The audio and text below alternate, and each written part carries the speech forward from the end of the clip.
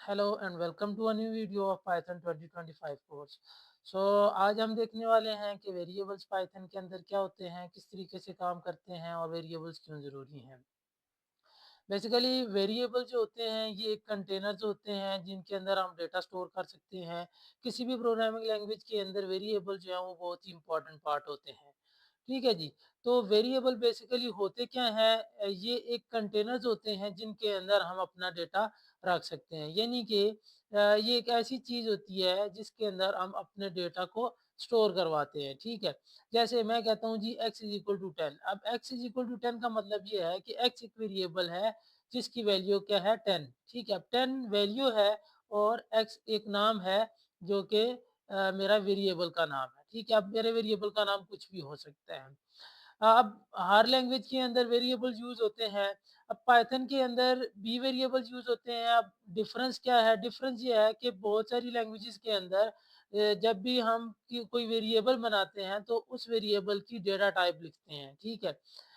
हम लाइक लिखते हैं जी इंटीजर वेरिएबल है, स्ट्रिंग वेरिएबल है, फ्लोट वेरिएबल है, जो भी है उसकी एक टाइप लिखते हैं पहले, देन उसको डिक्लेयर करते हैं और उसको फिर कोई वैल्यू देते हैं। जबकि पाइथन के अंदर ऐसा नहीं है। पाइथन के अंदर आप डायरेक्टली एक वेरिएबल का नाम लिखकर उसको वैल्यू दे सकते हैं, ठीक है? और उस वैल्यू की बेस पर उसकी जो टाइप है वो डिफाइन हो जाएगी। जैसे यहाँ पर मैंने एक वेरिएबल बनाया x इज़ इक्वल टू 5। अब 5 जो एक नंबर है, ठीक है? उसको देखकर x की जो टाइप है वो डिफाइन हो जाएगी, ठीक है? इस तरह y is equal to John मैंने लिखा, ठीक है? तो अब जॉन को देख के y की जो टाइप है वो डिफाइन हो जाएगी, ठीक है? देन मैंने नीचे प्रिंट जो कमांड है वो यूज़ की है एक्स और वाई को प्रिंट करने के लिए, ठीक है जी। इसका भी हम प्रैक्टिकल करेंगे तो आपको मज़ीद समझ आ जाएगी। अब हर प्रोग्रामिंग लैंग्वेज के अंदर कुछ रूल्स होते हैं जो कि हम यूज़ करते हैं कोई भी वेरिएबल बनाने के लिए। अगर हम इन रूल्स को वायलेट करेंगे तो हमारे प्रोग्राम के अंदर एरर आ जाएगा और हमारा प्रोग्राम सक्सेसफुली एग्ज़ीक्यूट नहीं होगा।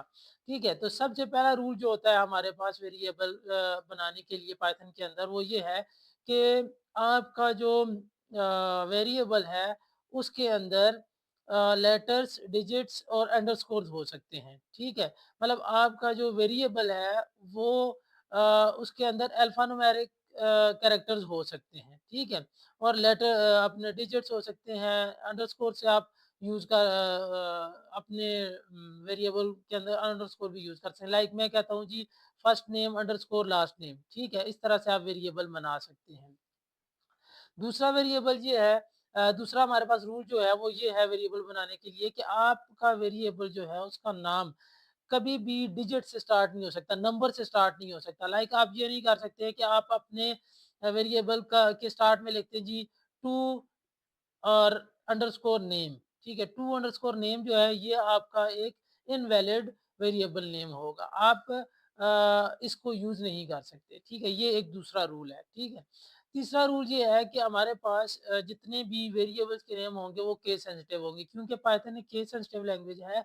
तो अगर आप बनाते हैं जी माई वेरिएबल, माई var, ठीक है? अब यहाँ पर वी जो है वो बड़ा है, ठीक है? और दूसरे में वी छोटा है, ठीक है? तो अब ये 2 डिफरेंट वेरिएबल हैं, ना कि ये सेम वेरिएबल है, ठीक है? तो जब भी आप कैपिटल लेटर्स और स्मॉल लेटर्स में एक ही चीज़ लिखेंगे तो वो डिफरेंट वेरिएबल कंसिडर होंगे, वो एक वेरिएबल कंसिडर नहीं होगा क्योंकि पाइथन एक केस सेंसिटिव लैंग्वेज है। अच्छा, इसके बाद एक हमारे पास और रूल है, वो ये है कि हमारे पास जितने भी कीवर्ड्स हैं, जैसे इफ है, एल्स है, ठीक है, क्लास है, इस तरह के जो नाम हैं, वो हम एज़ ए वेरिएबल यूज़ नहीं कर सकते। क्यों नहीं यूज़ कर सकते? क्योंकि पाइथन के अंदर उनका एक स्पेसिफिक पर्पज़ है, उनका एक स्पेसिफिक मतलब होता है। इसलिए हम उनको as a variable name use नहीं कर सकते। ठीक है? सो ये 4 रूल्स जो हैं इनको आपने याद रखना है जब भी आप वेरिएबल बना रहे हो पाइथन के अंदर। ठीक है जी? तो अब हम जाते हैं जुपिटर नोटबुक पे और वहाँ पर हम देखते हैं कि हमारे पास वेरिएबल्स कैसे बनते हैं और किस तरीके से काम करते हैं। तो हम आ चुके हैं अपनी जुपिटर नोटबुक के अंदर और जुपिटर नोटबुक कैसे काम करती है, किस तरीके से करती है, ये हम ऑलरेडी डिस्कस कर चुके हैं। अगर आपने हमारी पिछली वीडियोज़ नहीं देखी तो आप वो देख सकते हैं कि किस तरह से जुपिटर को सेटअप करना है। ठीक है जी, तो हम अपने पहले सेल के अंदर आ चुके हैं और पहले सेल के अंदर हमने अभी एक वेरिएबल बनाना है। तो वेरिएबल का हम नाम रख लेते हैं लाइक एक्स। हम वेरिएबल का नाम रख लेते हैं जी एक्स, ठीक है? और एक्स इज़ इक्वल टू मैं कोई भी एक वैल्यू दे देता हूँ, एक्स इज़ इक्वल टू 10, ठीक है? अब एक्स इज़ इक्वल टू 10 मैंने एक वेरिएबल को वैल्यू दे दी, यानी कि एक्स मेरा एक वेरिएबल है और 10 उसकी वैल्यू है। अगर मैं इसको प्रिंट करवाता हूँ, ठीक है? मैं इसको प्रिंट करवाता हूँ जी कि मेरे एक्स के अंदर क्या है, ठीक है? वैल्यू तो मेरे पास आ चुकी है 10। सो अब यहाँ पर देखें कि मैंने इसको बोला कि एक्स को प्रिंट करो। अब इसने मुझे क्या बताया, एक्स के अंदर जो वैल्यू पड़ी हुई है वो बता दी। अच्छा, अब यहाँ पर मैंने देखिए कैपिटल एक्स जो है वो यूज़ किया हुआ है, ठीक है ना? अगर मैं यहाँ पर स्मॉल एक्स को यूज़ करता हूँ, तो ये मेरे पास एक एरर जनरेट कर देगा कि मेरे पास जो एक्स है वो डिफाइन ही नहीं है। डिफाइन नहीं होने का मतलब क्या है कि एक्स का और एक्स को हमने पहले यहाँ पर बताया ही नहीं है इसको कि एक्स क्या चीज़ है, ठीक है? तो देखिए जब हमने इसको एग्जीक्यूट किया तो हमारे पास आ गया एक्स इज़ नॉट डिफाइंड, ठीक है? यानी कि इस एक्स का तो इसको पता ही नहीं है क्योंकि ये स्मॉल लेटर में है, हमने जो एक्स डिफाइन किया था वो कैपिटल लेटर है, ठीक है? तो ये एक्स हमने इस तरह से जब दिया तो इसने वैल्यू बता दी, ठीक है? अब हम एक और वेरिएबल बनाते हैं, लाइक हम बनाते हैं जी नेम का वेरिएबल और नेम इज़ इक्वल टू मैं यहाँ पर लिख देता हूँ जी अली, ठीक है?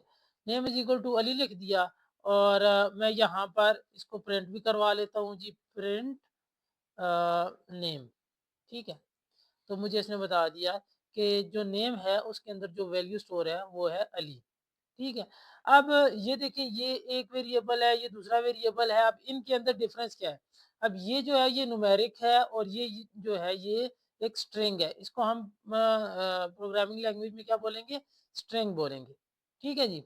अगर अब हम इनको चेक करना चाहते हैं देखें, एक यहाँ पर मैं आपको एक फंक्शन बता रहा हूँ बिल्ट इन फंक्शन जिसका नाम है टाइप। ठीक है, उसके लिए आप लिखेंगे प्रिंट, प्रिंट के बाद आप क्या लिखेंगे टाइप और टाइप के अंदर आप अपने वेरिएबल का नाम लिख देंगे लाइक नेम, ठीक है। जब मैंने यहाँ पर नेम लिखा तो इसने मुझे बता दिया कि नेम जो है वो एक स्ट्रिंग टाइप का वेरिएबल है, ठीक है। नेम क्या है? एक स्ट्रिंग टाइप का वेरिएबल है, यानी कि इसकी डेटा टाइप क्या है? स्ट्रिंग है। वैसे लैंग्वेजेस में हम इसकी डेटा टाइप पहले खुद मेंशन करते हैं, यहाँ पर हमने मेंशन नहीं की। तो अब हम चेक कर रहे हैं कि अब जो हमने वेरिएबल बनाया उसकी टाइप क्या है?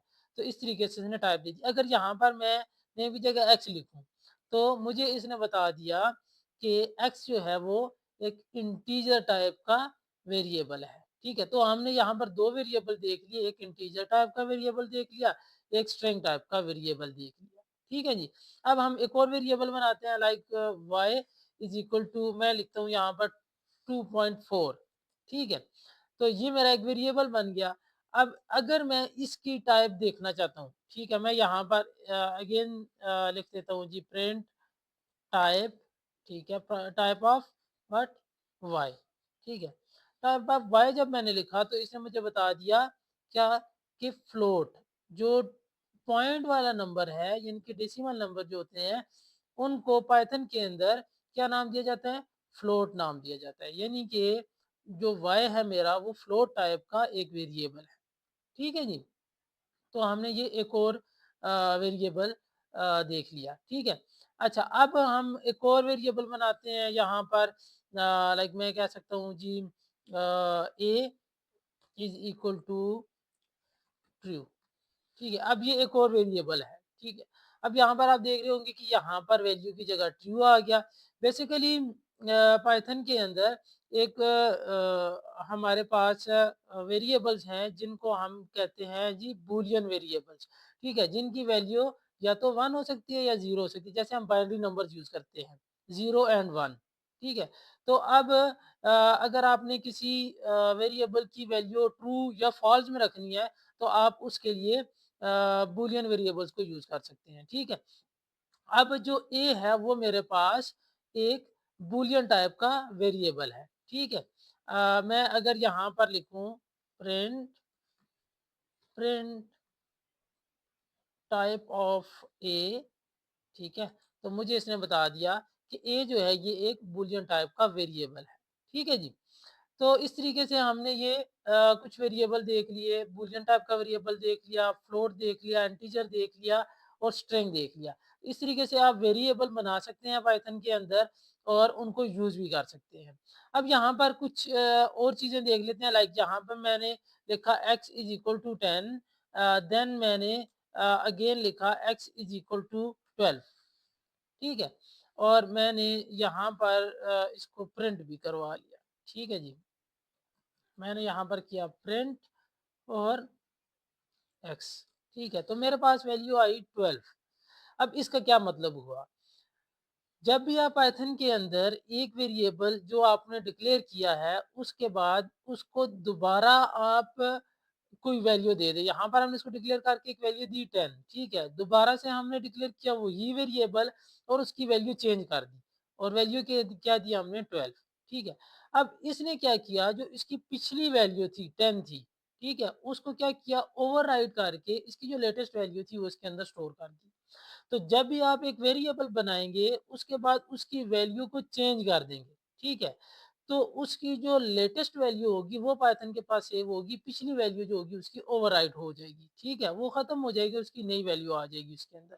तो आपने जब भी प्रोग्रामिंग पाइथन के अंदर करनी है, तो आपने इस बात का ध्यान रखना है कि जब भी आप नया वेरिएबल बना रहे हैं, तो वो क्या पिछला वेरिएबल उस नेम का है या नहीं है? अगर पिछला वेरिएबल ऑलरेडी उस नेम का है, तो वो क्या करेगा, उसकी वैल्यू को क्या कर देगा, ओवरराइड कर देगा। अगर मैं यहाँ पर ही एक्स यहाँ पर स्मॉल लिख देता हूँ फॉर एग्जांपल, अब ये 2 अलग-अलग से वेरिएबल हो गए जैसे हम पहले डिस्कस कर चुके हैं, ठीक है? अब मैं इसको प्रिंट करता हूँ तो इसने मुझे दी एक्स की वैल्यू 10, लेकिन अगर मैं यहाँ पर स्मॉल लेटर लिख देता हूँ तो इसने मुझे दी 12, क्योंकि अब ये डिफरेंट वेरिएबल्स बन चुके हैं, ठीक है जी?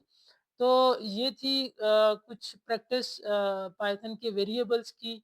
इसके अंदर कुछ और टाइप के वेरिएबल भी होते हैं, थोड़े से कॉम्प्लेक्स होते हैं और थोड़े से एडवांस होते हैं, वो हम अगली वीडियोज़ में इंशाल्लाह डिस्कस करेंगे। तो आज तक के लिए इतना ही।